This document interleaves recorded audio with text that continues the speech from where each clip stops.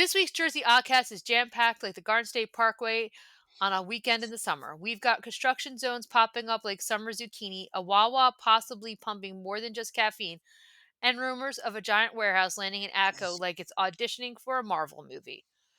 We've got the latest on the Mount Carmel feast. Gabe's got Colonial reenactments and broadband conspiracies, and Joe somehow manages to plug our merch and complain about traffic at the same time. From food pantries to peace pilgrims, Route 54 to PATCO shutdowns, we've got your local news with a twist, and maybe a few potholes along the way. This is the Jersey Oddcast with Joseph F. Berenato, Gabriel J. Donio, and me, Gina Rullo. Let's get weird. That was a heck of an intro, right? That was. It was Yeah. long. I've been working on this for a whole 20 minutes. Like, you're not going to do that every week, though, like that. No, but I thought I'd have some fun. No, it was good. I mean, I liked the length, and that's what made it funny. Yeah. Because the listeners are going to be like, wow, this is a long intro. But Well, they'll we have a listen to lot every going word. on. Yeah, they'll listen to every word. Hopefully they'll keep listening to every word and not just be like, oh, well, we got the teaser. We can go home now. Yeah, we heard everything. This hurts, guys. My okay. feelings. You have feelings? No. Okay, I'm married to you. Clearly, I don't. I was staying out of that. Oh, yeah. No, I liked it because it was. I just watched a TV show where there was a scripted, sort of lengthy monologue like that, and it worked. Mad about you, Gabe? No, it wasn't mad about you. It was anything but Twilight love. Zone? Anything but love. Sorry. Oh, I knew it was something throwbacky. We're doing retro, but no. I figured it was Twilight Zone. Woman did like Twilight literally. Zone? She did 5 minutes. This week, a man talks about merchandise and construction, only in the podcast zone. Only in the podcast. Yeah. Picture a man walking along Egg Harbor Road, tripping and falling into fresh concrete. His only signpost up ahead, the Twilight Zone. Okay. Anyway, let's get right into it. Wawa, Joe, I think you've got the skinny on what's happening. Yeah, there is nothing, you'll pardon the pun, set in concrete. Yaka. But at the most recent meeting of the Hammonton Environmental Commission, we did look at what I believe is a preliminary plan for a proposed Wawa that is going on the corner of Chew Road and 12th Street, right where Alan Rich's, I think it's Exxon, is now. I don't believe that they have gone before the Pinelands. I'm reasonably certain they have not gone before planning board. So this is very preliminary, but it's for a super Wawa, entrance and egress both on Chew Road and on 54. It looks like the proposal is for Alan Rich's gas station, all the trees behind it leading up to the first house, and I believe the house next to it where proposed retention ponds will go in accordance with the Pinelands' newest stormwater management regulations. It was a full concept plan, where the utilities would go, where the landscaping would go, elevation and so forth. But I believe they do need more approvals, but it is proposed, and we're hoping to actually have the applicant at the August meeting to explain it further. We had very little information to go on other than looking through the plans, but I would imagine that if this goes through, that would mean an end for the Wawa in the center of town, which I'm sad about. I've been going to that since they built it, and I can remember going to the one on Egg Harbor Road before they opened this one. But yeah, that's what the proposal is. That's the second Wawa on 12th Street, or did they just expand it? I don't remember. It's been a number of years. They expanded. They built a Wawa, and then they expanded it. And remember, they took down Maz's carpet. And they built that parking behind it next to Peter Lumber and the water department in between. So that was the Wawa. It did get expanded. They never put pumps in, obviously. No. They built the new one at the corner of 206, 30, and 54. Yeah. Which, ironically, obviously had to have an impact on Alan Rich's, which is now on their 12th Street location being bought out by potentially. Wawa. But it is proposed. Let's call it that. Potentially, it is thought that is what may happen at that location, which is ironic. I mean, when you think about it. I also want to add, in our first show, we talked about the end of DNS subs. If you want to know how fast the landscape changes, take a ride out to Waterford and see how fast they smoked that building that was DNS subs and are now Hmm. doing everything to grade and moving right along to build the Wawa. So Yeah. it will not take long for this to change. I would think it would take even less time, maybe. Now, I know your board, the Environmental Commission, doesn't deal with the traffic, but that is a concerning intersection for so many people, including myself. Yeah. Like Yeah. I hate it. I try to avoid it. Like I will go down, I guess, 11th Street or even down 13th Street to avoid that intersection sometimes because it gets really congested and people become jerks and impatient and yeah. Yeah, no, it's one of, if not the worst intersection I think in town. And no, we don't cover that. Planning board, I would imagine, would be the one to have dominion over traffic studies and so forth. But if they're going to go through with this, I can't see how they can't put a light in there because that's going to be increased traffic. I mean, you already have however many pumps are there now, so you're going to still continue to have gas, but now you've got a whole convenience store, people coming in and out all the time on just a ridiculous intersection. And we all know people who have been in accidents there. I remember one of my friends, the day he got his license, had an accident at that intersection. It's been bad for as long as I can recall, and it needs, if this goes through, it's going to need a traffic light. That's a state issue though because 54 is a state highway. Yeah, I don't know if it's state and county or state or county because True Road's also a county road. So I mean, We're you've adding got a lot of government layers. That'll make it fun. yeah, you've got intersecting agencies there, but it is my hope that someone will see the wisdom of putting in a traffic light there, but who knows? Yeah, that intersection, I think at that point, it's almost like would warrant one because of the amount of ins and outs you're going to have. It's this is not a simple gas station. No. Anyone who sees the one at 206 and 30 can see that. So, well, we'll hope that somebody from the state is on the ball enough to put a requisition for a light there. Yeah. So let's talk also about other construction that's going on that's actually happening right now, and that's road construction. We have Egg Harbor Road and we have Route 54, Route 30 ish construction. Gabe, can you tell us what you've seen on Egg Harbor Road? What's going on there? I've seen a lot of different things, Gina. Curb cutouts, curbing, sidewalk, and actual repaving already in the area of what I would call North Egg Harbor Road, in that area of between Bellevue Avenue and Orchard Street. In that area, I noticed today even resurfacing of that area and restriping of the parking areas on that street. So that's moving fast a pace. Everything is looks like it's moving along. They're trying to, I think, work around this week's festival traffic somewhat, Yeah. but it's pretty straightforward and moving at a, I'll call it a decent clip. Yeah, because It's go ahead. I know that the county posted at the end of June that this construction will take approximately 4 weeks. It'll be from Egg Harbor Road between 54 and 30, and it's for concrete improvements. And we've seen that with the food truck, Tacos El Carbon.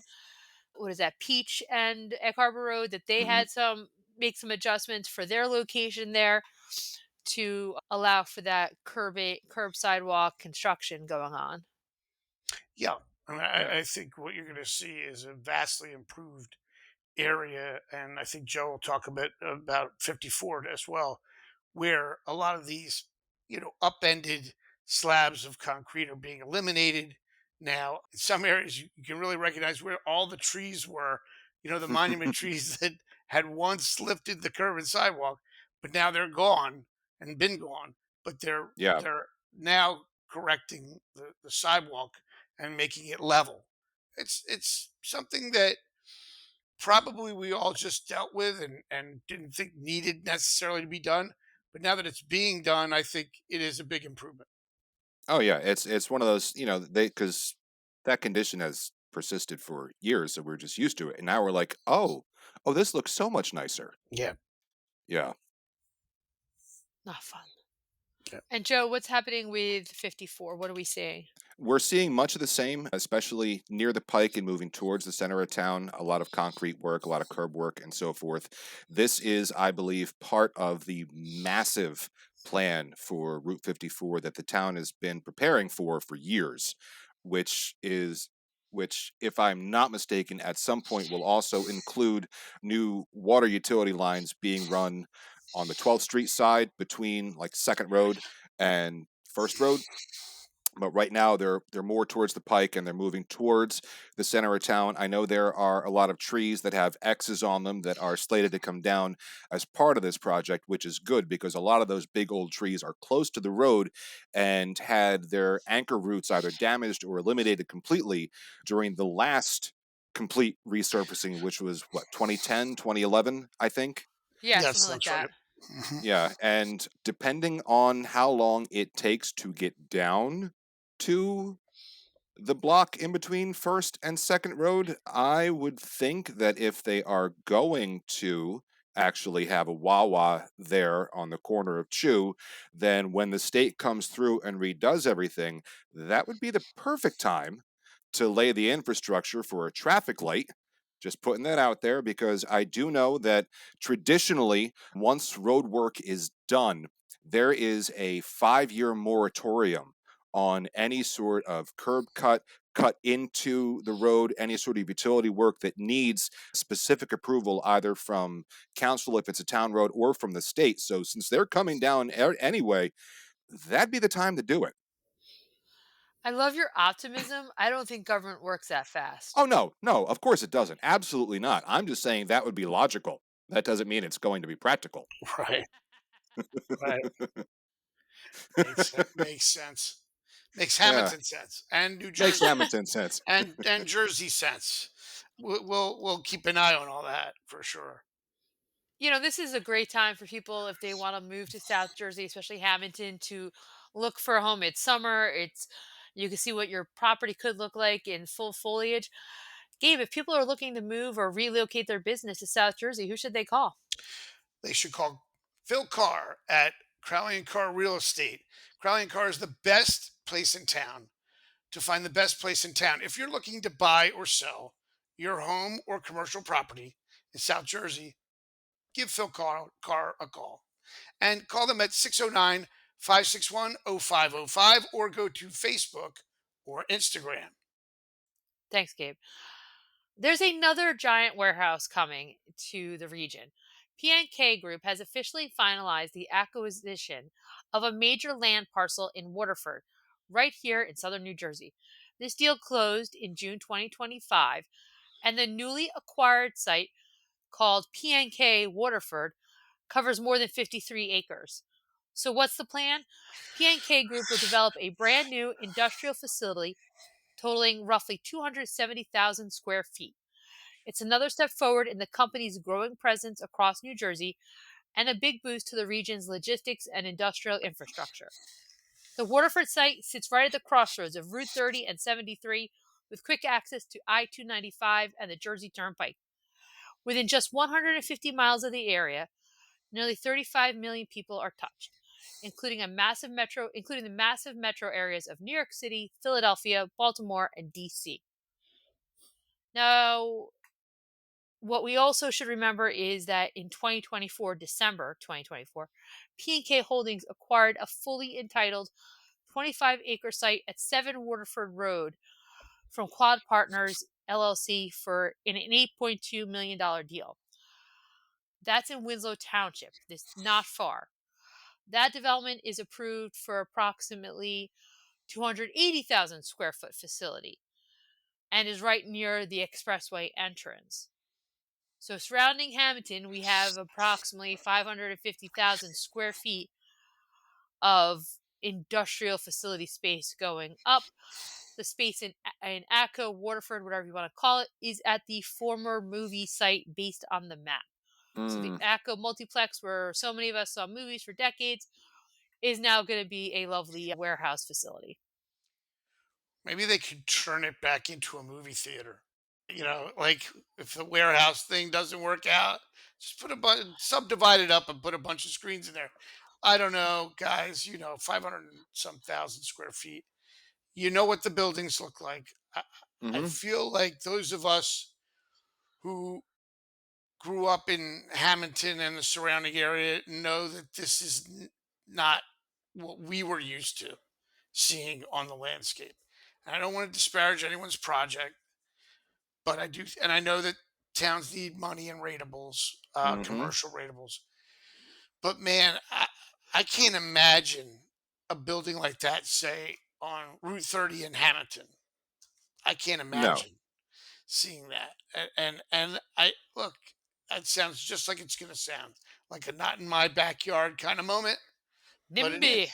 But it is. I, don't- I Nobody's going to tell me, oh well, it's jobs and offset the fact that those kind of warehouses are just enormous and out of scale for what the rest of the community looks like. That's just my 2 cents. Well, I will say this. It's not like the Atco multiplex was a particularly attractive building from the outside. No, it was not. It was a big block building, and so this will be fundamentally no different.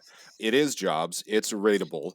It's right at a crossroads of two major highways, which makes sense. Plus, you got NJ Transit running right behind it with a Yeah, train station right there, where sure. people who live out of the area, they can commute and then just walk 10 minutes, because that's what we used to do for the movie theater. We'd Yeah, take the train, I don't we'd take walk the anything. 10 minutes. I don't take anything away from that, but it's going to be Yeah. twice the height of that movie theater. Huh. I think when you go up vertically, that's what I mean when it's say out of scale. The movie theater had a lower profile. These things to optimize warehouse space are going to be higher buildings, and we've seen them. A good example: if you drive down 73 and you go to, let's say, Cold Cow, you want to get yourself a nice chocolate shake. If you went a little further up, you'd see to the left that there's a U-Haul building there now. Have Mhm. you been up there and seen it? I have. It's twice the size of in height of anything else around it. Or I mean, the top portion of 206 towards Trenton, like when we go Yeah. towards the turnpike. yeah. Yeah. I mean, And but and I don't take away anything else you said because it is all that, yeah, and and that's true. I get the aesthetics of it. I get the way it looks, and maybe they'll plant some nice trees or something. But I mean, it's basic town survival 101. You can't just have retail jobs. You need industry. So we've got industrial warehouse space coming into the area 10 minutes out of town, same company, but in two different directions. And yes, it's not in our town, so we aren't impacted by the way it looks. It's not going to block any of our vistas, but I can't see how this won't help the region, because you need industry in the area to survive.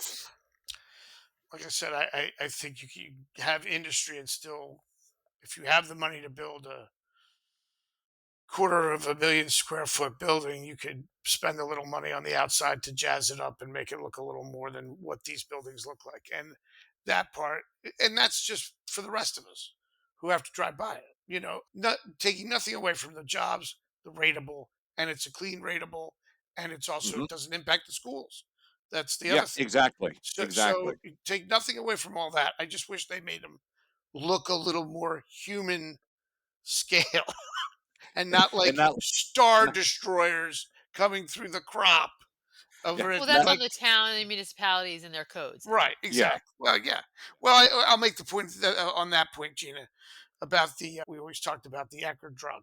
So the Ecker drug gets built everywhere else, and it's brick and has a nice little town clock on it, and this and that, and we get drive it. And you're right. That's on the town because Yeah, so you know, and yeah, that's exactly what I'm thinking. yeah, So, I agree. you know, we will see what happens. And then my concern is a little further down the line, 25 years from now. What are those buildings going to be? Are we still going to be in this warehouse culture that we're in at this moment? Mm. Do you know what I mean? Or is it going to be some sort of vacant space like we're starting to see happen with the malls across the United States? That's an excellent question. So that's where I get worried. But then I'm also comforted by the fact that as quickly as they go up, they can be taken down. Yeah, I mean that's the reason that they invented the term functional obsolescence. And that term is that maybe it lasts 40 years. This is the American culture. We don't build stuff for Yeah. 400 years. We build it for No. 40. Well, Gabe, if we're driving down Route 30 or 73 and we want to take a better look at this new warehouse space, where should we get our glasses and contacts? Well, the best place to go is Hammonton Family Eye Care. That's where I go. I got this new pair of glasses recently, and Schnazzy. they thank you, and they treated me so well. I saw Helen over there, and she always does a great job as the owner of Hammonton Family Eye Care. So you should see Hammonton Family Eye Care for routine and medical eye care for all ages, from glasses to contacts to eye exams and more. Visit Hammonton Family Eye Care at Peachtree Plaza, 80 South Whitehorse Pike in Hammonton. Call 609-567-7479 or go to HammontonFamilyEyeCare.com. Thanks, Gabe. Well, we didn't say this at the top of the show, and maybe that's my fault. But guys, Buona Festa. Buona It's feast Yeah, festa. week. Buona I was Festa. waiting for that. I was waiting for that. Sorry, I We're failed. here. I failed all of us. That's okay. Sorry, oddballs. Well, you're not from town. Yeah, that, oh, I will oh, be editing this wow. out. That is Wow. so mean, Joe Bernato. Wow. Wow. How about that? Yep. I know that was low. My apologies. Wow, I have no words. But no, Yeah. seriously, Buona Festa. We are now in the feast week, 150th anniversary, the sesquicentennial, excuse me, Yes. of this event. Couldn't be better. Joe, what's going on? This podcast drops on Tuesday. What do we have to look forward to? Well, I mean, the 16th of July, that's the big day. That's when everything is going down. Mount Carmel guys will start doing their thing at 8 o'clock in the morning. They'll process over to town hall. They'll have the raising of the flag at 2 o'clock. Will be the big mass at St. Joseph's Church. That's the one where the bishop will be performing the canonical coronation by papal decree. That will also be for deceased members of the Mount Carmel Society. And then right after that will be the procession of the saints going around the traditional route. That should start at about 4 o'clock, give or take. And it'll be nice this year because that stretch of Egg Harbor Road has been repaved. So no more bouncing the statues and hoping that they don't fall off, because that's a concern every year. And then immediately following that, there will be another mass at St. Joseph's Church. There will be fireworks at 10 o'clock, music, food, drink all over the place. Everybody you know and their mother probably will be there at some point. And then it continues through the rest of the week. Live music and entertainment, both that are at the Our Lady of Mount Carmel Society Hall and over at the church stand. Sons of Italy are doing their thing on the 16th. They're open again, I believe, on the 19th, and there's going to be another fireworks display at 10 o'clock on the 19th. Is it Friday night that they're open again, or is it Saturday? That is an excellent question. I thought it was the last day of the feast, but you may be correct about it being Friday. I think it is Friday. Yeah, you may very well be correct on that, and if I got it wrong, then my apologies to everybody in the Sons of Italy. I just said it right this time. Guys, please don't get upset with me. Friday, July 18th, Stealing Savannah. Friday. There we go. That's what it is. So Yes. Friday, July 18th, Stealing Savannah at the Sons of Italy. Yeah, and they'll be open on Wednesday from 10 to 10, and on Friday from 10 a.m. to 11. So, Yeah, and Wednesday, July 16th, they have the one and only Nikki G. who will also be seen throughout the week at, I believe, the St. Joseph grounds too, Oh, the great. church grounds. Yeah. It's going to be a wonderful week. So much good food. You're going to end up smelling like a roast beef sandwich or meatball sandwich by the end of it, and covered in powdered sugar from the Zeppeli, but it's worth every bite. Yeah, I've been saving up because I know this week is going to be a real hit to my finances. So I've been saving up, figuring I'm probably going to eat there every night. Yeah. That's awesome. You Yeah. get funnel cake, Joe, or do you get Zeppelin? I don't get funnel cake because it's really, really messy. I Right. like funnel cake, but I get powdered sugar all over me. Whereas the Zeppeli, I get them, they're in a bag, and I eat them on the church steps. I don't know when I started that, but I get a bag from the stand at the church, and then I go and I sit on the church steps and I eat my zeppoli and I just watch people go back and forth. And it's I eat them probably faster than I should. I can go through a whole bag in about 20 minutes, but it's just 20 minutes of taking everything in and just feeling the buzz, feeling the excitement, listening to the conversations, hearing the carnival barkers trying to sell their inflatable God knows what, and just enjoying all of it. So I So usually go with the Zeppeli. it's a great spot on the steps of St. Joseph's Church of Yeah. St. Mary, Mount Carmel Parish. I think a great spot to people watch for sure. Oh yeah. Yeah. Driving by this weekend, we noticed how beautiful the church was looking with all its flowers. Mount Carmel was all decorated too. The pavilion had its flowering displays, and it's really a good excitement in the air. And I Yeah. think you forgot another part about the 16th of July, Joe. It's Gabe's birthday. Well, yes, That's but We that all secondary. wasn't part celebrate. of the question. That's Yeah, like what's secondary going on with or the feast? third Yeah. down the list. Maybe I Tertiary, mean, yeah. yeah, Tertiary. it's really adjacent. But I Well, in will our say house, it's number one. thank you for pointing it out, Gina. But I will say I I like Joe. I like to walk around that feast week and see people and kind of interact with people. Everyone's in such a good mood, and it's a great week for that. So when you have your birthday in the middle of that week, it's nice to see everybody else is celebrating something. Yeah. It doesn't have to be me, but I do. The town is in a celebratory mood. Let me say it that way, Yeah, and especially shout this out year. to our police department and our highway department who go out of their way to keep the area safe and clean throughout the week. It's a big job and they're doing it and are very, very grateful and appreciative to both of Yeah, those departments for that and the work. fire department too, Gina, because those rides and Sorry. everything. Yeah. They're on Yeah. call. Yeah. They're the rescue, Yeah. the EMS people, everybody. And I am continually impressed by how clean they're able to keep Third Street and the surrounding streets. I mean, Yes. there's got to be trash cans every 10 feet, and it's nice to see that people actually use them, which is cool. Yes. Like you drive by the next morning, you'd never know that there were 10,000 people there the night prior, and that's the same thing every night. They empty the trash cans, everything is good to go. All the streets are clean. It's extraordinary how quickly those guys are able to work and do such Yeah, a spick and span job. great job. Yeah, I'm excited for it. I can't wait. Bring on the Zeppeli, the sausage and peppers, maybe some clams. Depends how hot it is. I really don't like them if they're too hot. It's too hot out, but we'll see what happens. And definitely a fresh squeezed lemonade. Always so good. Joe, people, if they want to represent the Jersey Oddcast in and around South Jersey, where can they get their merch? Oh, well, that's a very easy question. If they want mugs like this one, we got them. If they want tumblers, magnets, hats, or t-shirts, we've got those as well. And they can find it all at jersey-oddcast.printify.me. Yes. Thank you, Joe. And I'd like to take a moment to recognize one of our sponsors, Master Wire, who takes great care of commercial and residential properties with quality fencing. Gabe, can you tell us more about them? For more than 40 years, Master Wire Manufacturing Fence Company has been providing the South Jersey and tri state area with residential and commercial fence supplies and services. Whether you're looking for quality products to do it yourself or are in need of a trustworthy fencing company to install your fence, they've got you covered.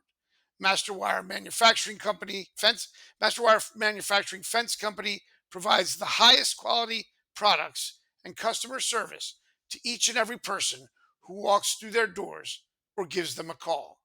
Contact Masterwire at 609 567 1616 or visit their website at masterwirefence.net.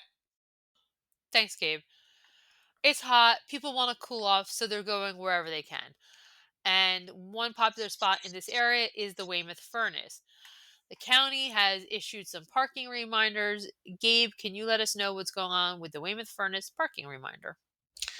I can, Gina. It's Weymouth Furnace is an attraction that draws a lot of people, especially at the summer time, especially for tubing and things of that nature. When it comes to parking, they're looking to really have a lot more, I guess, safety measures taken. And that includes that during the summer months, because of the influx of visitors to Atlantic County parks, including Weymouth Furnace Park, the site of the former Weymouth Iron Forge and paper mills near the intersections of Route 322 and Route 559 in Hammonton Township, they're going to have things that basically that are reminding people that there's limited parking. The on-site parking lot provides for a maximum of 20 vehicles. Once the lot is full, it is temporarily closed to additional vehicles until a vehicle leaves and a parking spot becomes available. If the lot is full, visitors are allowed to unload before exiting the lot to find available parking elsewhere. Additionally, trailers are not permitted to park in the lot, and parking is not permitted on Weymouth Road. The parking lot is operated and patrolled by the Atlantic County Department of Public Safety in cooperation with park management. And that's the main thrust of it. They really just want safety to be of paramount concern for everybody who comes down there. It's a beautiful spot, Weymouth Furnace. I mean, I've never gone into the water there, I've never gone tubing, but you're not really supposed to. But it's beautiful. We did Christmas photos there one year, right, Gabe? Yeah, we had a photo with Fenway on for our Christmas card, and it was taken The down Wonder there. Dog. And Fenway the Wonder Dog loved it. I think loved being down there as much as we do. But and the card came out great. But I can understand that time of year, less people, not an issue Yeah. with the parking. This time of year, it's an issue. And Yeah, I and you, think former Councilman Woolerman used to like to go eat lunch there too. That was Right. off of A Street, I think. Oh, he I went to 8th Street. Is that yeah, where he went? I mm, feel like there was a spot. I don't think he was at the Weymouth Furnace, no. Is But that down 8th? you'd have to ask Councilman Woolerman I'll that, have to ask Woolerman. Yeah. yeah. Well, you certainly wouldn't know by former council. driving by that parking is not allowed on Weymouth Road. I mean, because those Right. cars line the road. Yeah. You'd never know that. Yeah, Yeah. I think they're So, trying to suppress that is what but- by saying we're now officially telling you don't do that. You know, okay, I well, mean, I think it that's was always the law, but it sounds like now the law is going to be more strictly enforced. That's the sense I get. it'll need to be, otherwise it's toothless, I'd imagine. But Yeah, I can't. We used to go periodically when I was a child, because we very rarely actually went to the beach. Very rarely went to the shore, but we would go to Weymouth, and so that was nice. And I don't remember there being a billion people back then, but I know these days there's cars everywhere. So I'm glad I'll be interested to see how this new initiative pans out. Agreed. yeah. Like you said, Joe, it can't be toothless. They've got to, if they're going to announce, "Hey, we don't want you there," then they're going to have to start ticketing people, Yeah. basically. Well, if you're looking for something fun to do, there is an oldies night July 26th from 5 to 9 p.m. at the Hammonton Canoe Club. Yes, the Canoe Club is more for seniors 50 plus, but this sounds like a fun night. There's going to be a little trivia, open mic, maybe a dance contest or two, and some special guitar playing and singing by two of the volunteers. There's going to be refreshments. There are no alcoholic beverages allowed, and you can RSVP by calling 609-567-4341. I mean, I like the time of this, 5 to 9 p.m. That is so in my wheelhouse because I like to be asleep by 9:30, so that would be perfect for me. I am just not 50 plus yet, Are you? so I can't go, but I hope people have fun at this. Yeah, I am not yet there either, but maybe somebody can go and report on it and let us know how it was. You can send my mom. Is that what you mean? Your mom is probably I RSVP'd, I yes, let's mean, be I honest. mean, my mom is a card-carrying member of the canoe club. I am not, even though I get the reference that I'm 50, going to be 52 now. I'll be 52. I am 52 by the time this thing is out. That's fine. No, I'm not going to report on the oldies now. Although it looks like a great time. I think people Yeah, could 5 to probably 9 have p.m., fun. that's perfect. I mean, it looks like fun, and I like that they made that thing 50 plus to get as many people involved because you can go from 50 to 100. You could be a member I mean, Yeah. beyond 100 technically, Yeah, I'm but you sorry, know what you're I'm saying. 101, you're not allowed. Yeah, you're out. You made it, but we're not letting you in. What's that like? The- Is that like Legos? Like they're good for ages 3 to 99. If you're 100, you're out of luck. That's right. That's it. What's the point of getting to be 100 if you can't play with the Legos? Right? So I guess, but for me, I give these guys a lot of credit. They seem to be branching out. They seem to be doing more and more, and it's a great organization in our town. Good for the seniors. Good for all the senior cats. Yeah. Maybe people can have a little get together beforehand, put a little appetizers together, say 4 o'clock. They can get a nice little something to nosh on from I don't know, a Bagliani's or something, Gabe, like our show sponsor. Can you tell us about bags? Boy, I tell you, that would be a treat. I mean, to bring some Bagliani's food to that event would be fun. At Bagliani's Market, they always say we treat our customers like family, with a variety of custom cut meats, farm fresh produce, delicious cheeses, a full deli, and more. Bagliani's Market has something for everyone.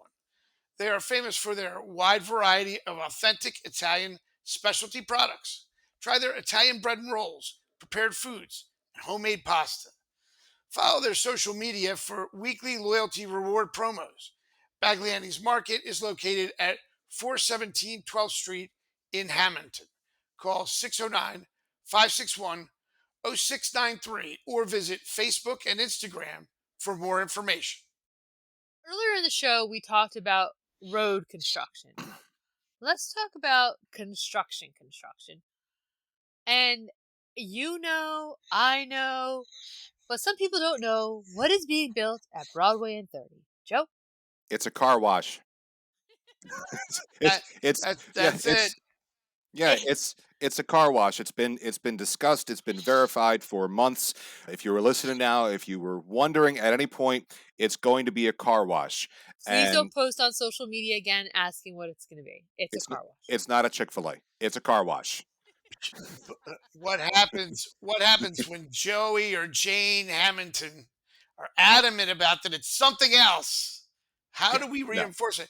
Maybe they should put a sign up out front that says coming soon, a car wash. Well, they currently have a sign from the construction company. I mean, if you drive by, you can see there's a very large foundation already been poured. Yeah. There are Yes. pipes all over the ground that I have to imagine are for water intake and wastewater runoff from the car Because it's a wash car wash. because it's a Yeah, car it's a wash. So car there are wash. pipes everywhere. I'm just Yes. saying that the sign would probably help, not completely, because No. some people would say, yeah, they're just saying that. But it's not. It's a car wash. Yeah. It's I hope we're over. wrong.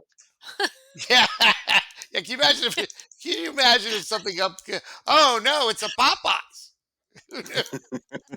No, it's not Love a that chicken from Popeyes, Popeyes. Hamilton. Yeah. It's a Yeah. car wash, and it's been, as Joe put it, through all the different boards. It's a car wash, Yeah. Yeah. and Oh. so there you go. And Okay, and, and, let's. and, and along those lines, when you say through all of the different boards, I know they're not very well attended, and they're usually only attended by the residents who it immediately affects in a 200-foot radius. But planning board meetings are traditionally the first and third Wednesdays of every month, and they're the places to go to find out what is actually happening and what is coming to town. If there's a business that's doing something like that, they got to go before the planning board. Wawa, at some point, they're going to have to go before the planning board. You want to find these things out? Go to the planning board meeting. Watch it online. That's where you get the good stuff. Well, Joe, Yeah, I think people are relying on us or you specifically to go to those meetings right. and tell us what happened in small, digestible bites. Because who wants to sit in the council chambers and go to a planning board meeting? Not And it. yeah, not it. Gina's right. Gina's 100% right, and I will layer over that it's way more fun for Hamiltonians and people throughout the state listening to this to speculate on what might be going on than to actually know what is going on. They You would mean rather, you want them to tell the truth and rather yeah, than just their innuendo and rumor? In this town, and well, all of South Jersey loves rumor more than truth. Yeah, yeah, who needs an informed electorate? yeah. No. Come on. But I mean, if you listen to us, I guarantee you this: we will not say it unless it's absolutely vetted that we know this is what we've been told it is. So it's Yeah. a car wash. That's it. Or we could be wrong. Who knows? How about excuse me, how about West End Avenue behind like the West End Grill, that potential Wawa that might close, that side of West End? What's going on Oh, there? Have you seen the Oh, signage? Joe, you Joe, mean before you step in, I think they're building a car wash there. No, I'm No, no. no, I think it's kidding. gonna be a Panera Bread. It Yeah. might be a Panera Bread. Yeah. You're talking, I assume, about Pleasant Street Station. Yes. That massive 60 plus townhome development that's coming in. Man, you drive through there and that landscape is so different. All those buildings are gone. They've Yeah. been leveled, graded. There's curb work. Elevated, I feel. Yeah. Oh yeah. Yeah. They have. And I can't tell because I don't remember what the other side of West End looked like across from the auction block, but there's a definite the term just escaped me. Ditch where wastewater goes in. What do you Hey, Retention pond? Thank you. retention. It was completely gone. There's a whole deep swale there now that I don't think used to be. I'm pretty sure that's running in what was the easement for the old railroad bed. There's curb work all along West End, Orchard, Pleasant, Washington, with the curb cuts for where the driveways are going to go. So they're moving along, and I can't imagine it's going to be that much longer until they actually start construction. Wow. Yeah, it'll be. It's such a changing view. I Yeah. was going to say, you see those Second Empire homes now, the ones with the mansard roofs at the third floor from Orchard Street. That view will be obscured because the height of these, especially at Orchard and, West End, where the grade is higher, when they Mhm. start framing out these 3-story townhomes, that is going to be a verticality of that whole street that we've never seen before. I mean, it's not going to be like Yeah. those warehouse buildings, but it's going to be high. It's going to be Mm, they're much higher than anything out there. The only verticality used to come from those gorgeous trees that were there. Mhm. Well, we And we ha cut, we cut that. and half of those are gone, but we Yeah. we Yeah, we knew the minute that they announced this that half of them were going to go because there's no way that West End that the width that it was could possibly accommodate yeah, that much more traffic. yeah, exactly. And how are you going to get in and out of those driveways? Yeah. With those trees there, it's a shame. But on the other side, we talk about the changing face of the town. I'm hearing, upwards of 350 or more for these townhomes. I mean, I think that's an interesting, huge change for West End where there was Mhm. nothing. Yeah. So we'll see what comes to fruition and what the market will bear on that area. But it could be a really big change, Yeah, and and I think in a positive way, could be positive. yeah, it'll be interesting to see, especially like you said, what the market will bear by the time they're done building them. Gabe, can you tell us a little bit about our sponsor, Marinella Funeral Home? I know that they've been part of the community for decades and they're a name that people trust. Marinella Funeral Home has been serving the community since 1962 and has been family owned and operated for 3 generations. Marinella Funeral Home provides individually designed burial, cremation, and pre planned funeral services to meet the needs of each family. Ask them how pre planning provides true peace of mind to your family. Contact the Marinella Funeral Home located at 102 North 3rd Street in Hammonton at 609 561 1311. Thank you. Coming up in later this month is going to be an event about the Peace Pilgrim of Egg Harbor City. Saturday, July 19th, there's going to be a create a flower peace mandala beginning at 8:30 a.m., 9 a.m. open air yoga, 10 a.m. a group photo followed by a 1 mile walk for peace. 11 a.m. they're going to gather under the pine grove to celebrate Peace Pilgrim's message through music, words, and meditation. And then at noon, there'll be a picnic lunch where you bring your own food and drink. And this is all being held at Peace Pilgrim Park in the 500 block of London Avenue in Egg Harbor City on Saturday, July 19th. If you don't know, the Peace Pilgrim was a woman who was born in 1908, Mildred Lizette Norman, and she grew up on a poultry farm in Egg Harbor City. She walked for thousands of miles, including the 2,050-mile Appalachian Trail, and she was the first woman to do so in one season. And according to published posts, on this journey, she had a vision that guided the rest of her life. She relinquished her name and possessions, and she stepped out in front of the Rose Bowl parade in Pasadena, California on January 1st, 1953, wearing a blue tunic imprinted with her new identity, Peace Pilgrim. And for the next 28 years, she crisscrossed North America, touching many thousands of hearts, minds, and lives as she walked joyfully on her pilgrimage for peace. Very special, very underknown in Hammonton, I feel, and other Hmm. areas. I think she's really well known in Egg Harbor City and maybe outside of it, but we don't really talk about her in Hammonton or Waterford, Winslow. But she sounds like this was a wonderful woman, and I love how they keep this message going. Have you guys ever done anything with Peace Pilgrim when you were kids in school? I don't believe so. No, not in school. We wrote about her with the paper on a couple of occasions, and her message, one of peace, obviously, but like it really resonated in its era. And like you said, Gina, it's great that they're keeping it alive so many years later.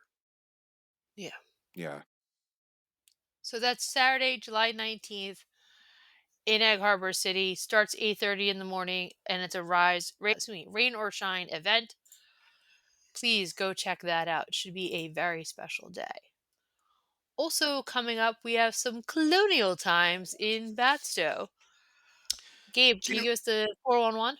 yeah, Gina, we just talked about the recent episode of the Oddcast about 1776, and turns out that a lot of people who listen to the Oddcast that talk about resonating, they watched the film and they were interested in that era.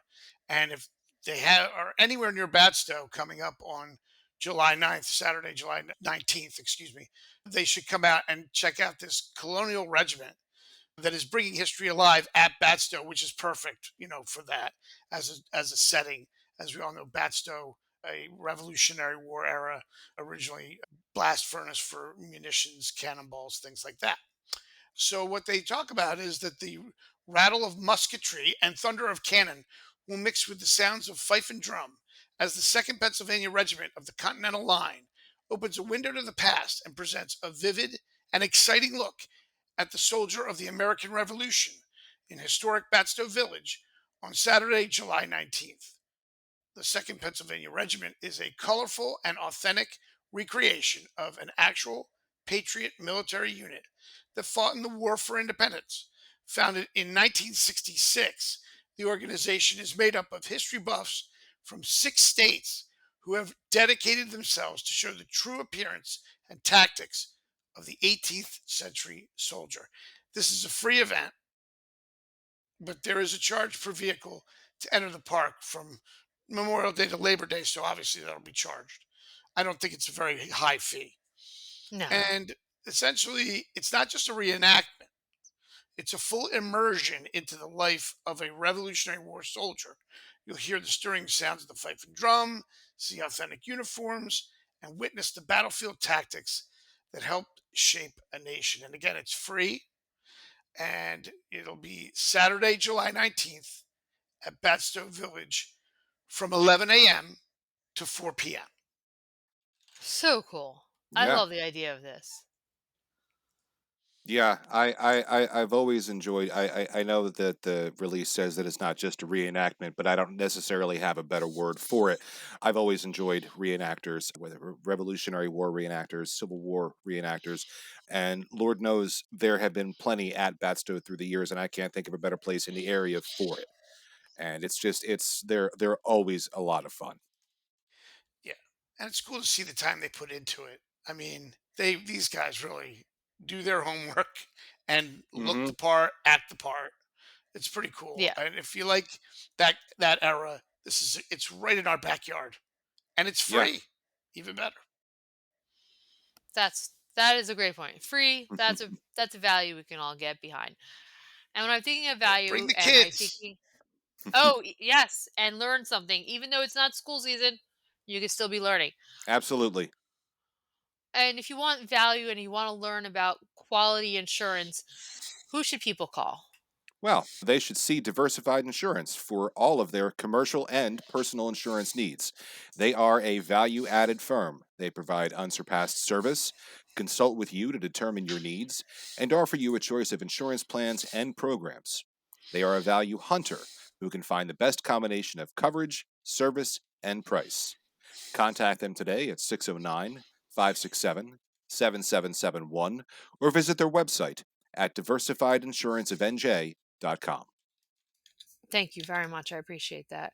This is a season where people still need help, and thankfully, we have the Atlantic Care Hampton Family Success Center Food Pantry.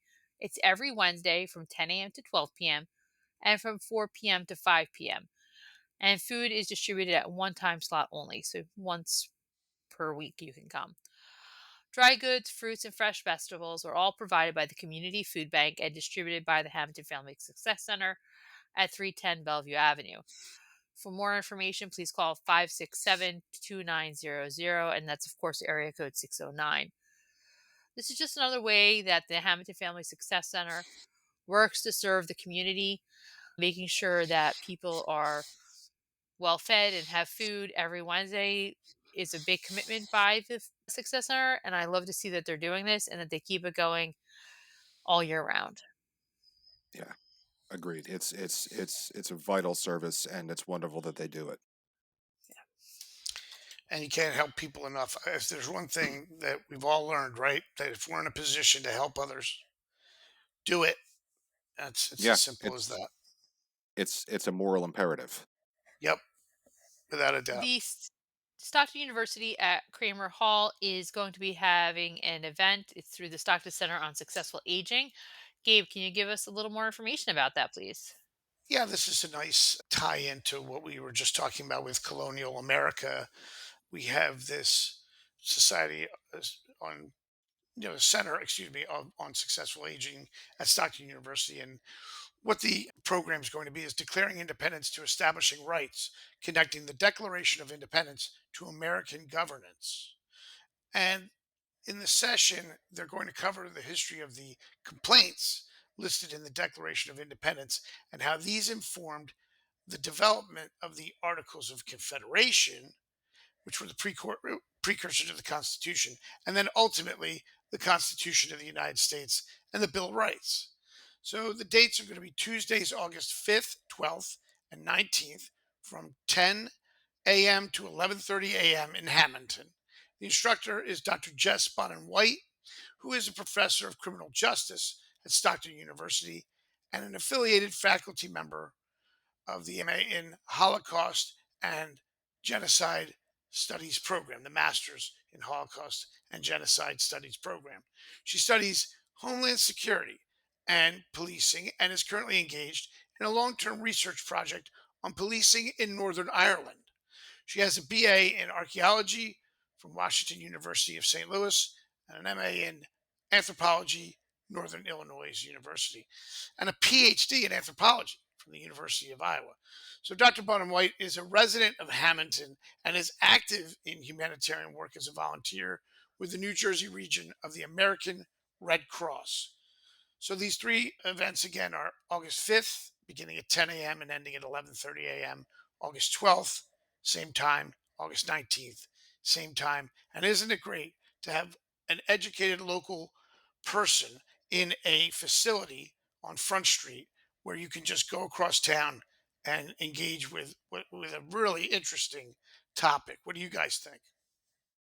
Oh, not only that, I hope that this is something that is extraordinarily well attended because I feel that not enough people even think about the transition for the complaints listed in the Declaration of Independence. I mean, we all when we graduated 8th grade, we got that little book with the Declaration of the Constitution, and that might have been the last time that a lot of people have really thought about what was enumerated in the Declaration and how that ultimately led to the Constitution and the Bill of Rights. And I think more people need to see that and think about that. And so for this to be right here in Hammonton, I hope it is very well attended. I agree, and for a different reason. I'm going to tell you why. It is almost the 250th birthday of the United States and therefore of the Declaration of Independence. So I think this is perfect timing. Hmm. I think we all need to bone up on our American history and learn more than we did in elementary school and middle school. A little more real history than just the, age appropriate versions we learned. And I think this is a great deep dive. And the fact that it's a Hamilton person doing it, even more exciting. Yeah. Okay. So Yeah, I, again, and hope to see lots of people there and love to learn more. I can make it a point to people. Make it a double header. Go July 19th to Batsto, check out the reenactment, and then sign up for these courses and for these seminars. I mean, you'll I think get yourself immersed in the era of the revolution in a cool way, and all right here, which Yeah. is amazing when you think about Yeah, absolutely.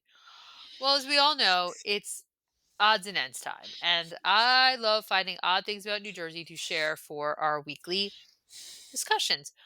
So I want to keep with the summer theme. It's July. So did you guys know that the original Ron John surf shop was opened by Ron DeBena on LBI in 1961?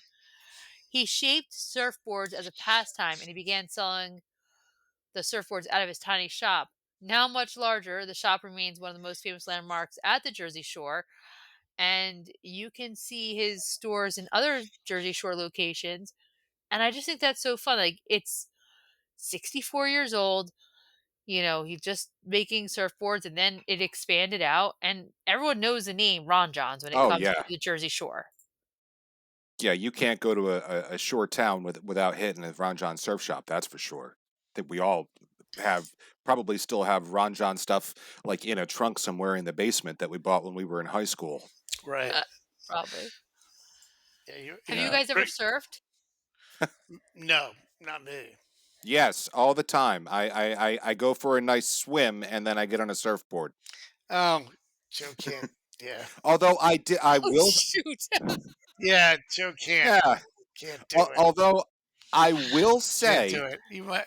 that I used to have a boogie Yeah. board when I was in high school and college, and because you strap yourself right to that thing, and it's damn near impossible to drown I thought with it. Then, I thought but you were going to say, sadly, I only used it on land. no, I no, had this boogie board. no. We used to go to Ocean City like every weekend, and we just go out as like up to chest or head level, and then just ride it back in all the way back. Oh, there you go. So, and I Interesting, believe I did buy those from Ron John. interesting fact. Ron John, not even that long ago, opened and subsequently this year closed, or maybe it was last year, a store in Ocean City on Asbury Avenue. So you cannot go to Ocean City and find Ron John's, but they have other, Heritage, 7th Street. They have other surf shops, and maybe that's why. I don't know. There's Hmm. surfer supplies, but they don't. It didn't last. Interestingly enough, in Ocean City, I don't know why. But Hmm. you could find Ron Johns in South Carolina, Maryland, Florida, and New Jersey. And I think that's just cool. Everyone knows the name. And, I'm glad it started here in New Jersey and not like California with surfing culture or Hawaii. Yeah. It's a Jersey thing, you know? Go figure. I know, right? Love it. So special about us. Go Jersey. Let's talk about the Pinelands. And there still remains a Pinelands Commission vacancy. Gabe, can you let us know what's happening with the Pinelands Commission? Yeah, the commission has right now is right almost at the level that it should be with everything filled, but there is a vacancy. So the Pinelands is about to, well, is getting some pressure to fill this seat. The governor of New Jersey appoints 7 of the 15 members to the Pinelands Commission. One important seat on the commission has been glaringly vacant, according to a release from the PPA, since the passing of Ed Lloyd in August 2023. So the PPA is working closely with the governor's office, along with their environmental allies, to fill that seat with someone equal to his stature, expertise, and commitment to the preservation of the Pinelands. If you want to read more about this, there is a website, pinelandsalliance.org/Pinelands commission appointments.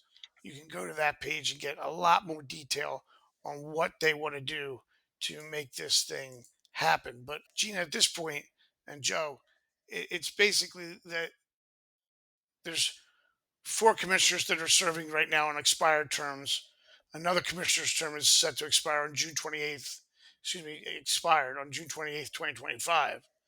And this seat of Ed Lloyd has been vacant since August of 2023. So they're really looking for the governor to appoint someone to the seat. Sure. I think having a full complement is important. It gives the commission a full view of different projects. If you look for somebody who's qualified, then they would, have good insight and things like that. And as long as it's not treated just as a political appointment, they put somebody who actually knows how to read plans, who understands the environment, etc. So there is value for that. I think it's good that the PPA, the Pinelands Preservation Alliance, is putting pressure on the Pinelands Commission and the governor's office to get this done and not make it a political football Yeah. for November or after the new governor is elected. Let's get it done and let's keep the work of the Pinelands Commission going forward. I don't know that I could add anything to that. I mean, if there are commissioners on expired terms, if you have a seat that hasn't been filled in 2 years, that doesn't quite sound like the Pinelands Commission is that big of a priority for Trenton, and it should be. So hopefully the PPA can help steer this to having a little bit more notice and urgency. Agreed. Gabe, if someone's cleaning out a garage, the basement, or their ex's leftover junk, or if a business is moving and has stuff they need to toss away, who should they call? Gina, they should call United Roll Off. Looking for fast, reliable dumpster service? Call United Roll Off Service and Recycling LLC, family owned by the Grasso family and proudly serving South Jersey since 1999. Three generations strong, United Roll Off is your local solution for household cleanouts, construction debris, concrete, and yard waste with 11, 20, and 30-yard dumpsters ready when you need them. Serving Hammonton and all of Atlantic, Burlington, Camden, Cumberland, and Gloucester counties, they've got the size, service, and local touch you can trust. Visit them at 735 Wiltsey's Mill Road, Hammonton, or call 609 561 8287 to get started today. United Roll Off, local, loyal, and ready to haul. Thank you, Gabe. Well, Vineland is receiving a grant for broadband expansion. Joe, what are the details on that project? Well, according to published reports, the city of Vineland recently said that it's received $3.7 million to expand broadband internet access from the New Jersey Broadband Infrastructure Deployment Equity Grant Program, which prioritizes fiber optic infrastructure of 100 megabytes per second and provides at least one low cost option to serve communities, officials said. And this program is funded by the American Rescue Plan. Now, according to reports, Vineland's mayor, Anthony Fanucci, said the broadband access is essential infrastructure for any smart city. He said that they recognize the limitations of private sector broadband providers in ensuring equitable access throughout the city. So they created the municipal broadband utility to develop a Vineland specific network. And the plan for that is to incorporate existing public infrastructure where feasible to reduce costs. And Fanucci said that their team has been working hard with both federal and state entities to ensure available grant funding for the project. So we are thrilled, he said, those efforts have now paid off. And Vineland may not be alone. At the end of June, the state said, according to published reports, that it had begun a $40 million effort to extend high speed internet access, internet service to remote and underserved parts of the state, including Atlantic and Cumberland counties. So it sounds like that this is just part of a statewide initiative to help improve things throughout. I think this could be really exciting if this happens. I'm curious to see how Vineland manages it. and to see what comes of it, to see, what the costs are to the consumers and things like that at the end of the day, Yeah, and how that's all impacted. The American Recovery Act, I think you said it was from. I believe it's the American Rescue Plan. Rescue plan, sorry. That Yeah, is a post-COVID recovery plan. I think that came out in 2021. I believe. Yeah, So it's 4 years later. Now it's happening. Let's see what happens in 4 years, and we can report back and say, hey, this was a great success or it didn't quite work out. But yeah, I'm excited for Violent to see what happens next. yeah. And I mean, this certainly wouldn't be Vineland's first public utility. I mean, they've had their own electric company for ages. Yeah. I think that's so cute that they're electric. I don't know why I think it's cute, but it's You think it's cute? I do. Like I just imagine like a little guy, like Oh, I don't know. Like yeah, it just feels like much more what? Like a human. They've got like little. turning Yeah, switches, yeah, like Yes. it's right, but it's not even a little moving guy. the power It's plant. it's it's a little mascot like the fanatic named Sparky, and he's in there doing the whole thing for Vineland in Gina's mind. Yeah, why not? Well, it It's feels so much Sparky. more Turn on the human lights. than like Atlantic City Electric, was it PSENG, Con Ed, Night, but like all those other ones are so humongous. This feels like such a more human scale that I Yeah. think cute is a good word for it. Nothing says cute and human like a utility. I always say. I'm gonna get so roasted for this. Thanks, Gabe. Well, Vineland is a state bellwether community, according to an article that I read. And what that means is that it's the city that they look to determine what else is happening in the state when they want to watch for early signs of economic change.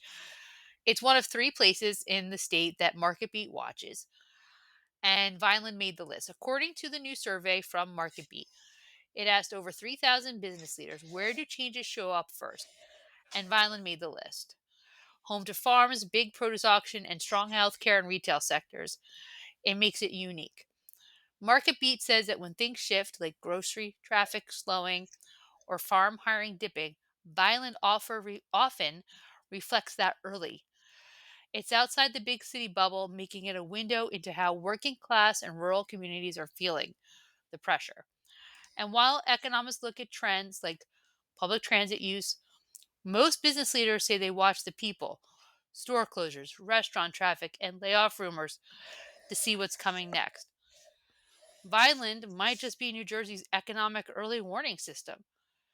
And I think that's a good comparison for Hampton. We're smaller, have a lot in common. Hmm.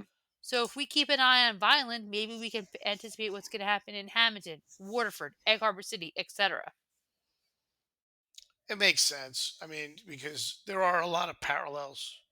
Obviously, Vineland's much bigger, Hmm.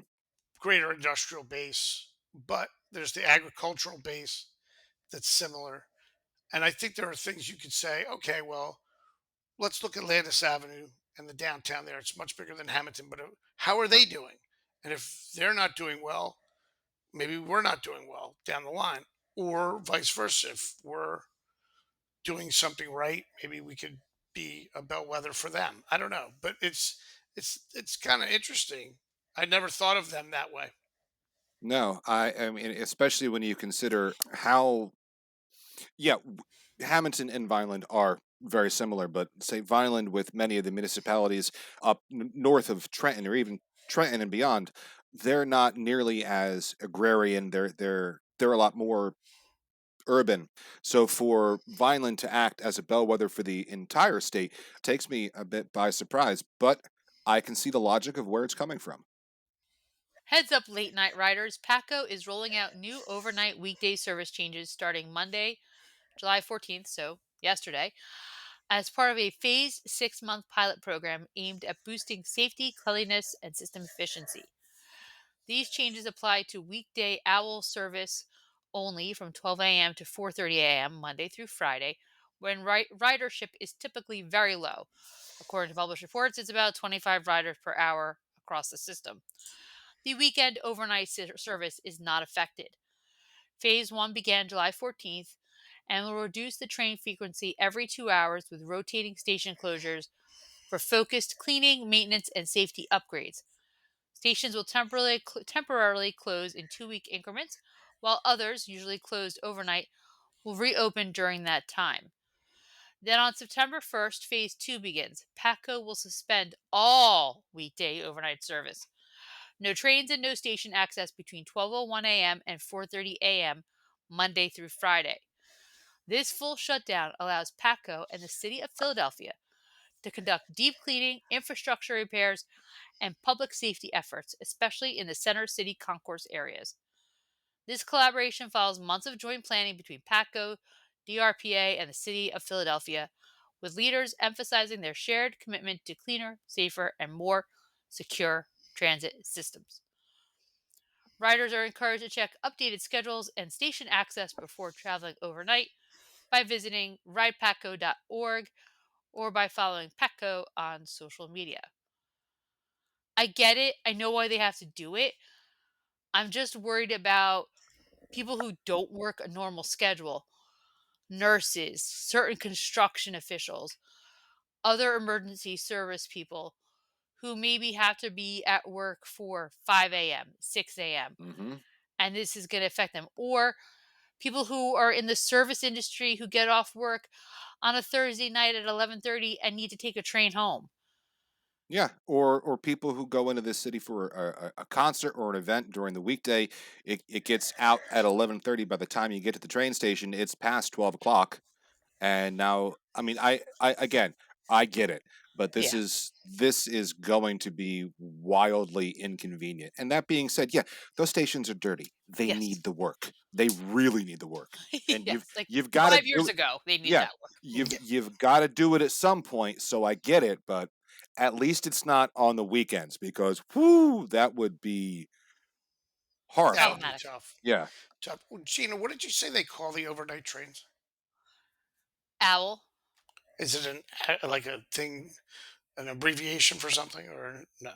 Overnight weekday. I don't know. I have not. lines maybe. I just like the fact that it's nocturnal. That's the whole point of calling it an owl train. I'm assuming because it's overnight. At least if we're using that particular. I don't know. I That's, just go with what that's the press release tells me. I am it's not that interesting. smart or clever. It's just interesting. The owl train. I never, and I only bring this up because I did a piece on a train that wrecked once back 100 years ago, and the name of that train was the Owl. It actually was the name of the train. Yeah, Oh, it Right, does not right at say in Winslow the press Junction. release why owl. It's hmm. interesting. Well, If very. anyone listening works for PATCO or knows the answer, please let us know and satisfy Gabe's curiosity. He would Yeah, I'd like to appreciate know. it. I'll look it up. I'll look it up. I'll speak to the printer about it. Oh wait, that's 1776 reference again. For those of you who watched it, you get the reference. So, Well, there's so much happening, not just the feast. Gabe, what do we have going on this week in our community calendar? well, Gina, first of all, let me say this about our sponsor of the community calendar, and that's Rocco's Townhouse. They pride themselves on being a spot where everyone can meet and eat. Delicious appetizers, entrees, burgers, and more, along with a full bar and plenty of craft beers on tap. Remember, everyone meets at the Townhouse, 21 North 3rd Street in Hammonton. Call them at 609 561 9384 or visit roccostownhouse.com. And now, the Rocco's Townhouse community calendar. Come to Rocco's Townhouse before going to see Legally Blonde, the musical, at the Broadway Theater of Pittman. The show is at the Pittman Theater until July 27th. Also of note, head over to Walking Bird Farm in Egg Harbor City on July 18th for an outdoor concert by Matt Lorenz, aka the Suitcase Junket. Bring your chairs and coolers and sit in the fields. Whether you are revving up your import, muscle, classic car, or cruising in on your bike, come out and enjoy the car show at Henry's Hots in Folsom on Sunday, July 20th from 12 p.m. to 5 p.m. Enjoy the Bittersweet Duo on July 23rd at Michael Debbie Park in Buena Vista Township. The free concert begins at 7 p.m. Concessions are available. And of course, enjoy each night at the Feast of Our Lady of Mount Carmel with fireworks on July 16th and 19th. More information about these events can be found online. Gina? That's a lot of outdoor events, which makes me think there's going to be a lot of porta pots involved. And when I think of porta pots, there's only one company that I trust. Ah, that's you and me both. That would be Demiglio Septic and Quality Sanitation. Demiglio Septic and Quality Sanitation are here for a variety of services, including septic pump out, grease trap service, high pressure jetting, portable toilets, and more. Call 609-561-3597 or go to demiglioseptic.com for Demiglio Septic or call 609-561-4666 for Quality Sanitation. Experience the Demiglio difference, a promise of superior service, quality, and reliability. Thank you. Well, summertime for me also means great movies. And I think for the three of us, one of the ways we bonded all those years ago was talking about movies and how much we love movies. And Gabe and I have probably seen over 200 movies together in the theaters over the course of the last 20 some odd years. And we went to go see Jurassic Park, the new one, just a Yep. couple weeks ago. Sat in our, comfortable chairs and had that full summer movie experience like I did when Jurassic Park first came out in 1993, Independence Day in what, 96, Men in Hmm. Black in 97, and so on and so on. So, do you love movies more in the summer or all year round? Like, there's such a summer Oh, thing for oh, me. that's a good question. And this is not our odd poll question, but just like Yeah, the topic of summer movies, like how do you feel about them? I don't know that my love of films is necessarily tied to a season. If it's a movie I want to see, I don't care what time of year it comes out. I mean, I understand the appeal of like, okay, it's hot out, go catch a flick in the theater for 2 hours, give or take. And Lord knows, especially when we first started 28 years ago, Yeah. um, I saw 200 movies just in the first 4 years because I was going every week. Yeah. Whether it was a It's movie I wanted to crazy. see or not, I Right. had to go, and I saw some terrible ones. Do you remember But a terrible one? oh yes, the worst one I believe, and I didn't tell you guys at the time because I feared for my employment. I walked out. It was Excess Baggage. I did not see the end of that movie. It was Benicio del Toro and Alicia Silverstone. Horrible. Well, And yeah. yeah, and I stayed to watch all of Knockoff, which was Jean Claude Van Damme, Rob Schneider, and Paul Sorvino for some reason. A paycheck, most Yeah, likely, I'm yeah. thinking. Gabe They and I have walked out of a couple of movies, I right? walked out of Punch Drunk Love with you. I think we Yeah. with Adam Sandler. That was like what the heck is even going on here? I forget there was another one, but I we feel like haven't there's walked a out on Tom many. Cruise. Hmm? What? Was there a Tom Cruise movie we walked out of, maybe? Possible. I just want to reiterate what Joe said. I don't think my movie going is attached to a season, but my type of movie going may be like a Yeah. Yes. blockbuster. Like I'm not going to watch Jurassic Park in the theater. I went to see that because that's a tradition we have, and also it's like going on a roller coaster. You know what I mean? Like you go in the summer, you don't go on a roller coaster in the winter. Yeah. But I will make a point. I just looked this up. Legally Blonde, which was on our Rocco's Townhouse community calendar, did come out in July. We saw that in July. Not your typical blockbuster summer movie, but very memorable. And now it's a play. And I just want to circle it all the way back to you said 28 years we've been doing this to the Pittman Theater, which is still going strong, putting on plays based on films, not only, but this one. And I think that was one of your original entertainment sections and photos, wasn't it? Oh The yeah, Pittman back that Theater. yeah, back when it was still a movie house and you could Yes, go see second run flicks there. right. And Oh, I so love second run movies. That's such a fun Mhm. thing to do too. that's another fun second run movies. Not something you see much anymore. But I will say I love a good blockbuster film. Independence Day. I think Gina, the first one you and I saw was Men in Black Yeah. in '97, right after the first edition of the All the paper came Star out. Wars movies that came out, Yeah. episodes Oh, 1, 2, So we 3, you mhm. know saw what I mean? were they were like Memorial Day, summertime, right? A lot of them, I think. Yeah, I believe so. I know the original Star Wars was a summer movie. Like Yeah. I came did out not know you then. Memorial Day weekend, I think. if I'm Episode remembering 4 you're right. talking about? Yeah, the Uh, original Star Wars. 52577. So there you go. Good of you to know that right off the top of your head, by the way. Nerd. Well Nerd. done, super Thank geek. you. Wait, wait, I But got a sound effect now. Wait, wait. That was Chewbacca. I know you guys can't hear oh, it. Go nice. on. So Chewbacca assenting that you are correct, like he's Ed I'll take it. McMahon. I'll. Um, You are correct, sir. we're Ha! gonna make all the references from the '70s right now. Ed McMahon, Chewbacca. But no, Like, blockbuster movies, Gina. Right? Blockbuster movies. That's the thing in the summertime. yeah, and even this at home, I've been rewatching some of the Marvel movies just to get back in touch with some of that. Like, it's been on my TikTok feed. I'm like, oh, I gotta rewatch whatever. Mm-hmm. Yeah. So, and I have been, and they're fun, they're witty. They hold my entertainment for 700 hours. I feel like the last one was Endgame. I feel like that was a million hours long, but I It was watched long. it. But it was worth every second. Yes. There wasn't a wasted moment in that film, Yeah, which is uncommon. and you saw that with me in the theater.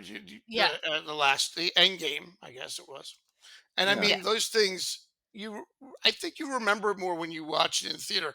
I'm thinking of Ghostbusters for you. You know. Oh yeah. There are some movies that require you to watch it in the theater. If it's like, oh yeah, I'd like to see that. Okay, wait for it to stream, buy it on DVD, Blu-ray, whatever your physical media of choice. Lord knows, I prefer to buy films that I want to watch more than once. I I buy them on physical media because you never know if they're going to stay on streaming. Like I've had the Dogma DVD for 25 years, and that's never been on streaming. Yeah, So, probably won't be either. It's well, interesting. Although it might yeah, come back now that it's making its little bounce back. that that is the hope, I believe. Hmm. So it does bring me to the odd poll of the week. So oddballs, here's the question. What's your go-to move when catching a movie in South Jersey? And you can only pick one of these. Sneak in snacks like a seasoned pro, hit a diner before the show for a little meal, complain about the ticket prices but still go anyway, or wait for it to hit streaming because you could pause for more snacks at any time. Okay. I I would say for me it's definitely C. Complain about the ticket prices, but go anyway. Yeah. Because Fair. I have been absolutely flabbergasted at how much more. Because there was a stretch I didn't go to movies, right? Gina and I didn't go out Yeah. to the movies as much, and in between, obviously COVID and everything. Now a movie is like a hundred It's a kidney. dollars to go out. Yeah, Yeah, yeah. it's insane. Now you're not quite certain if your credit score will let you in. It's Yeah. crazy. Yeah, you got to fill out like a loan application to get popcorn. It's crazy. Yeah, that's Joe, what's yours? it's also C, but that's why usually if I go, I tend to take in a Sunday matinee There you for that reason. Then I'll splurge on the snacks because I'm only paying half the price for the ticket.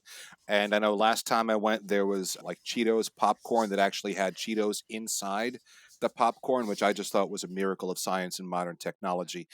Yeah. Joe, in a few years, you'll be able to go to Canoe Club events and matinees. It'll be great. You can. Oh, that's very excited. Very excited about that. I'm gonna say for me, it's sneaking in snacks like a seasoned pro. And I'm gonna tell you what happened. My mother used to do this as a kid, and I was so embarrassed. Like, oh my god, I can't believe we're doing this. And now because of the ticket prices, I will buy a drink at the theater, but I will sneak my snacks in. And I learned a secret from one of my colleagues at work, or a trick, I should say.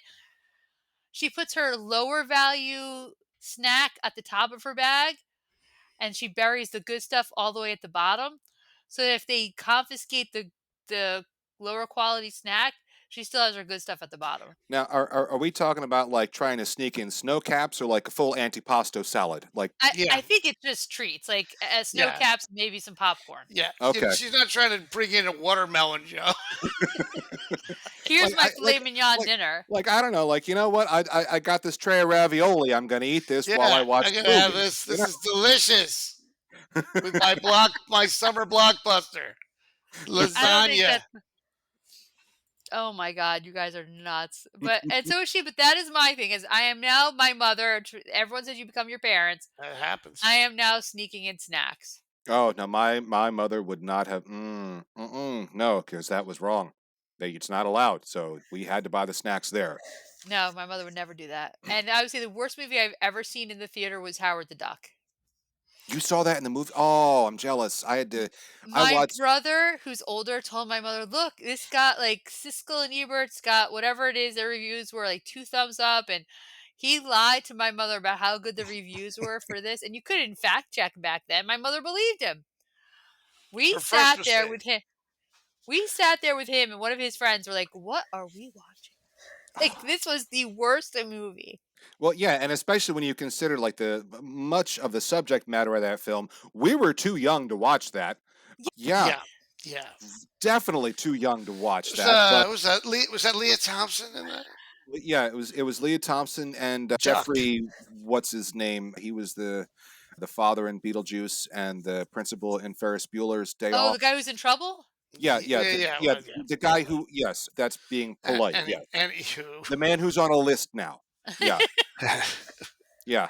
So yeah, that's 1986. I wasn't even 10. My brother was probably 12. I was 9. Yeah, you Yeah. shouldn't have been in that movie. Yeah, Mm-mm. and and we were just like I was like, "Okay, you could pick next time." But I think he had also picked Space Camp too, like as his other movie once, and I'm like, "That was better." Also 1986. Max Also and too Jake's old for friends you. forever. You should What's that? get.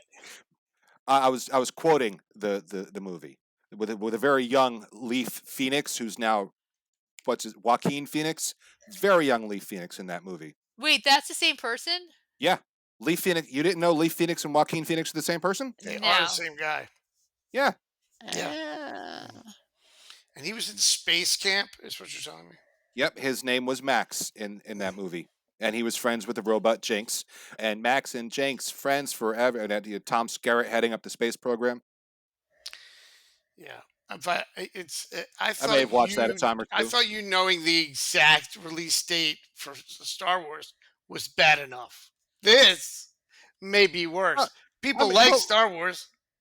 this is what I do. This is who I Yeah, am. You know? that's the wheelhouse. Yeah. That's the wheelhouse. oh my god. Joe, let our watchers know what the weather's going to be for the rest of the feast week. Well, okay. Since you brought it up, it sounds like it is time for the Oddcast forecast, according to the app on my smartphone, and sponsored by Ben Castone Landscaping. Call Ben Castone for all your landscaping needs at 609 561 3452. They're here to keep your yard looking great no matter what the season. And this year, Ben Castone is celebrating his 25th anniversary. Ben Castone thanks his customers, family, and friends for all their support and is looking forward to many more years of service. And for the remainder of Feast Week, it's going to be a little iffy. The temperatures aren't going to be as bad as they could be for July. And as we saw in June, for Wednesday, Feast Day, we're looking at a high of 88 and a low of 74. But there is a decent potential for rain and thunderstorms. So here's hoping that if it happens in the morning, that it clears up for the procession and that it clears up in time for the fireworks. But we'll find out, I suppose. We shall On see. Thursday, we're looking at a high of 91 and a low of 75. Chance of thunderstorms later on in the day. And on Friday, we're looking at a high of 92 and a low of 72. And again, chance of thunderstorms later in the day. But any given summer day, when you have, highs in the 90s and lows in the 70s, there's the potential for a thunderstorm. So fingers crossed that it holds off. Thank you. And if anyone's looking for us online or in real life, where can they find us? Well, for more information or for sponsorship opportunities, email us at jerseyoddcast@gmail.com. Call us at 609 444 6178. Listen to us on YouTube or your favorite podcast service, or visit our website, jerseyoddcast.com. Thanks, Joe.